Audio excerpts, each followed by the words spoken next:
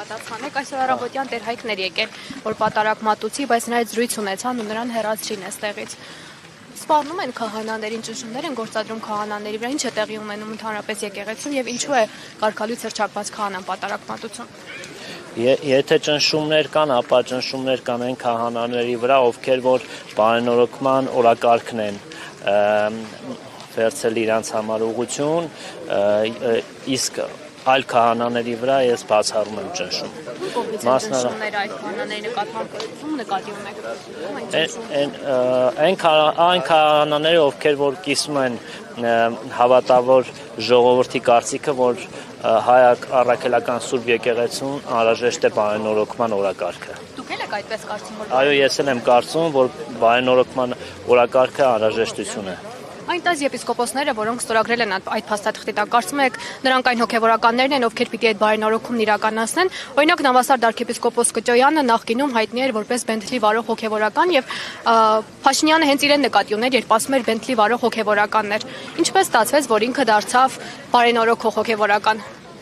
Գիտեք, մասին ես շատ եմ խոսել, չեմ զլանա նորից կասեմ, որ բոլորը սխալվելու իրավունք ունեն եւ նաեւ մեր 10 եպիսկոպոսների գլխավորության բարենորոգման օրակարգը պետք է առաջ գնա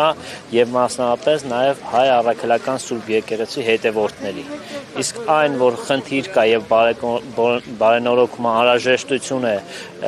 եւ անխուսափելի, դա փաստ է։ Պարոն Արտեր, քաղաքացիներից մեկը նաև նշեց, որ իր տեղեկություններով քաղաքի մանկապարտեզների, դպրոցների աշխատակիցներին հորդորել են, SMS-ներ են ուղարկել, որ գան այստեղ պատարագի մասնակցեն, իրենց ներկայությունն ապահովեն։ Ես բացառում եմ նման աշխատելաոճ, կարծում եմ չի համապատասխանում իրականությանը, բայց չեմ բացառում, որ հնարավոր է դպրոցներից էլ մարդիկ լինեն, մանկապարտեզներից էլ մարդիկ լինեն, որովհետև մենք բոլորս բացի այն, որ պաշտոն ենք զբաղացնում, նաև հայ առաքելական Սուրբ եկեղեցու հետևորդներ ենք եւ կիրակի օրով ազատ ենք մեր որոշումներ կայացնել, թե որտեղ գտնվենք։ Նման տարբերակներ չեմ անում, հորդորներ չկան, հորդորները այսպես թե այնպես բարենորոգման օրակարգը արդիական է եւ մարդիկ մասնակցությունը բավականին շատ է, կարծում եմ նրա համար, որովհետև կիսում են բարենորոգման օրակարգի կարևորությունը։ Իսկ այդ քաղաքացիներն ինչպես էին տեղեկացել, որ պարոն Փաշինյանն այսօր գալու է այստեղ պատարագի մասնակցելու, որովհետև այդ մասին անգամ լրատվամիջոցները չգիտեին։ Գիտեք, մարզերում, մասնավորապես Թարին քաղաքում բնակչությունը բավականին փոքր է եւ լուրը շատ արագ է տարածվում եւ բնական է վարչապետի այցը անվտանգության որոշ էլեմենտներ են պարունակում եւ մի օր առաջ անվտանգությունը գալիս է եւ համապատասխան աշխատանքներն են տանում եւ վստահորեն մեկը մյուսով արագ ինֆորմացիան տարածվում է։ Եթե փորձես պահեսել, հնարավոր չէ պահել։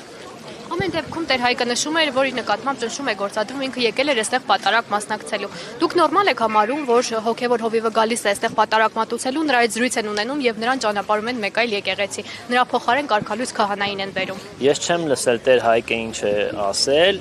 բայց եթե ճնշումներ կան նրա վրա, ինքը կարող է դիմել համապատասխան մարմիններին, վստահ եմ, որ լուծում կստանա, եթե նման բան եղել է։